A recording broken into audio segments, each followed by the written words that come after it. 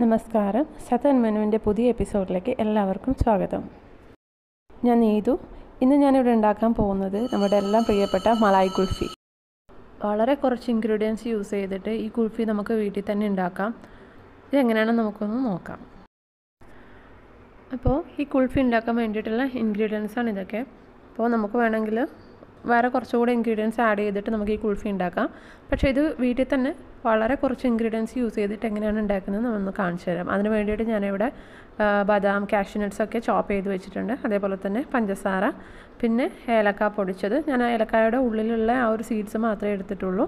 അതേപോലെ തന്നെ full fat milk ഏകദേശം 1.5 ലിറ്റർ എടുത്തിട്ടുണ്ട്. സ്കിംഡ് മിൽക്ക് യൂസ് ചെയ്യരുത്, ഫുൾ ഫാറ്റ് മിൽക്ക് തന്നെ യൂസ് ചെയ്യുക. അപ്പോഴായിരിക്കും നമുക്ക് അതിൻ്റെ ക്രീമൊക്കെ ഒന്ന് കിട്ടുന്നത്.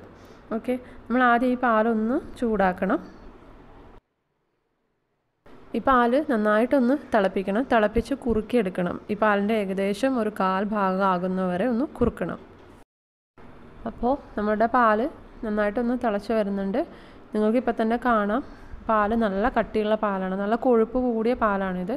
അങ്ങനെയുള്ള പാല് തന്നെ എടുക്കാൻ ശ്രദ്ധിക്കുക. കാരണം സ്കിംഡ് മിൽക്കിൽ ഈ ഒരു ക്രീം കിട്ടില്ല. അപ്പോൾ അങ്ങനെയൊന്നുണ്ടെങ്കിൽ നിങ്ങൾ സപ്പോസ് സ്കിംഡ് മിൽക്കാണ് യൂസ് ചെയ്യുന്നതെങ്കിൽ ക്രീം ആഡ് ചെയ്ത് കൊടുക്കുക. നമ്മൾ ആ കട്ടി ഉണ്ടാവാൻ വേണ്ടിയിട്ട് ക്രീം ആഡ് ചെയ്ത് കൊടുക്കുക. അതല്ലാന്നുണ്ടെങ്കിൽ മിൽക്ക് മെയ്ഡ് ആഡ് ചെയ്ത് കൊടുക്കുക.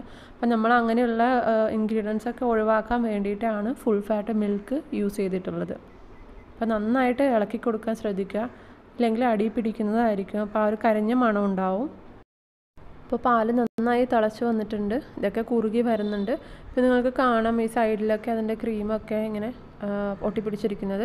ഇതൊക്കെ നമ്മളിത് ആ സമയം തിളക്കുന്ന സമയത്ത് തന്നെ ഈ പാലിലേക്ക് തന്നെ ഒന്ന് ഇളക്കിയിട്ട് കൊടുക്കുക. കാരണം നമുക്ക് അതാണ് വേണ്ടത്. ശരിക്കും അതാണ് നമ്മൾ പാല് കുറുകി വരുമ്പോൾ നല്ല കട്ടിയിൽ നിൽക്കാൻ കാരണം ഈ ഒരു ക്രീമാണ്. അതിന് വേണ്ടിയിട്ടാണ് നമ്മൾ ശരിക്കും മറ്റേ ഇൻഗ്രീഡിയൻസൊക്കെ ഒഴിവാക്കിയത്. ഈ ക്രീമൊക്കെ തിളക്കുമ്പോൾ തന്നെ ഈ പാലിലേക്ക് ഒന്ന് യോജിപ്പിച്ച് കൊടുക്കുക.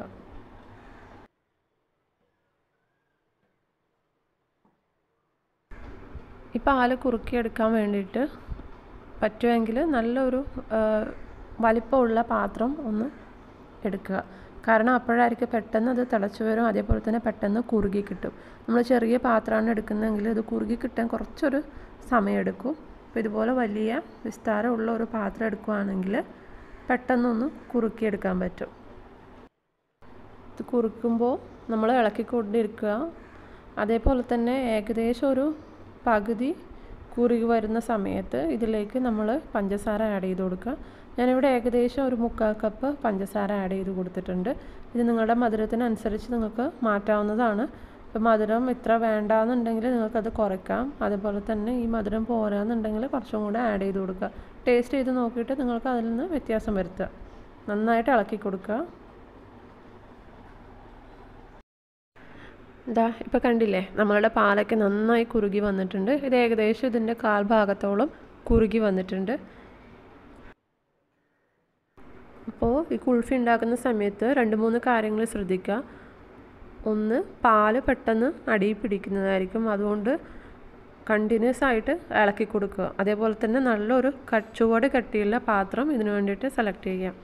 അതേപോലെ തന്നെ നല്ല വലിപ്പമുള്ള പാത്രം, അതായത് ഇതുപോലെ വായുവിസ്താരമുള്ള പാത്രമാണെങ്കിൽ പെട്ടെന്ന് തന്നെ പാല് കുറുക്കി കിട്ടും. അതേപോലെ തന്നെ പഞ്ചസാരയുടെ അളവും നിങ്ങളുടെ മധുരത്തിനനുസരിച്ച് വ്യത്യാസം വരുത്തുക. ആദ്യം കുറച്ച് ആഡ് ചെയ്ത് നോക്കിയിട്ട് ടേസ്റ്റ് ചെയ്ത് നോക്കുക. അപ്പോൾ പോരാന്നുണ്ടെങ്കിൽ കുറച്ചും കൂടെ ആഡ് ചെയ്ത് കൊടുക്കുക. പിന്നെ അടുത്തതായിട്ട് നമ്മൾ ഇതിലേക്ക് ഏലക്ക പൊടിച്ചത്, ചോപ്പ് ചെയ്ത് വെച്ചിരിക്കുന്ന നട്ട്സ് ആഡ് ചെയ്ത് കൊടുക്കണം. ഒന്നുകിൽ ഏലക്ക പൊടിച്ച് ചേർക്കുക, അല്ലാന്നുണ്ടെങ്കിൽ ഏലക്കായുടെ ഉള്ളിലുള്ള സീഡ്സ് ആഡ് ചെയ്ത് കൊടുക്കുക. അതേപോലെ തന്നെ നട്ട്സ് നിങ്ങൾക്ക് ഇഷ്ടമുള്ള ഡ്രൈ നട്ട്സ് എടുക്കാം. ഞാനിവിടെ കാഷ്യൂ നട്ട്സും ബദാമുമാണ് എടുത്തിട്ടുള്ളത്. പിസ്ത കൂടി ആഡ് ചെയ്ത് കൊടുക്കാം.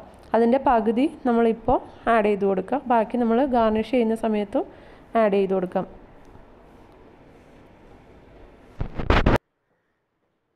ഇപ്പോൾ കുൽഫിയിൽ ഒരുപാട് നട്ട്സൊക്കെ ഇഷ്ടമുള്ളവരാണെങ്കിൽ ഈ നട്ട്സിൻ്റെ ക്വാണ്ടിറ്റിയിലും വ്യത്യാസം വരുത്തുക. കുറച്ചധികം ഇപ്പോൾ ആഡ് ചെയ്ത് കൊടുക്കുക.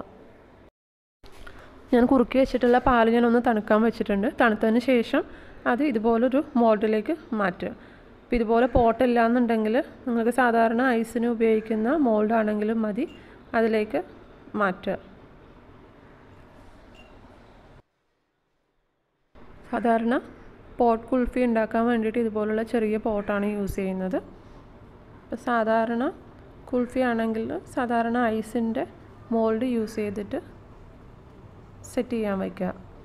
അതും ഇല്ലയെന്നുണ്ടെങ്കിൽ നമ്മൾ സാധാരണ ഒരു ഗ്ലാസ്സിലേക്ക് മാറ്റിയിട്ട് ഫ്രീസ് ചെയ്യുക.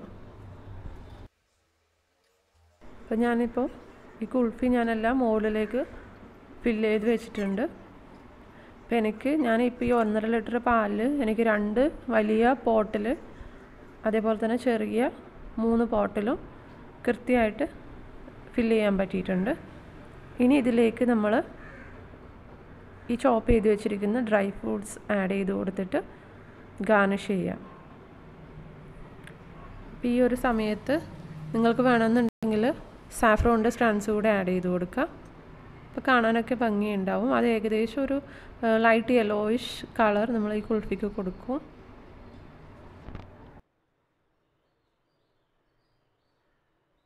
അപ്പോൾ നമ്മളുടെ കുൽഫിയൊക്കെ ഗാർണിഷ് ചെയ്തിട്ടുണ്ട്. ഇനി ഇത് ഒരു പ്ലാസ്റ്റിക്കിൻ്റെ കവർ ഉപയോഗിച്ചിട്ട് ഇതുപോലെ ഒന്ന് മൂടി വയ്ക്കുക.